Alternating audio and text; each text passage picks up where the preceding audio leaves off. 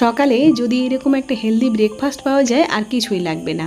এখানে কাঁচা মুগ ডাল ভিজিয়ে রেখেছিলাম, মানে গোটা কাঁচা মুগ ডাল, তার সঙ্গে ভাতের চাল আর লবণ, আদা, কাঁচা লঙ্কা একসঙ্গে পেস্ট করে নিলাম। আর তারপর এখানে সবজির মধ্যে আছে ক্যাপসিকাম, গাজর, পেঁয়াজ, কাঁচা লঙ্কা ছোটো করে সব কেটে নিয়েছি। নিয়ে অলিভ অয়েল দিয়ে দিলাম তাওয়ার মধ্যে, দিয়ে তারপরে 2 ডাবু আমি এখানে ব্যাটার দিয়ে দিলাম।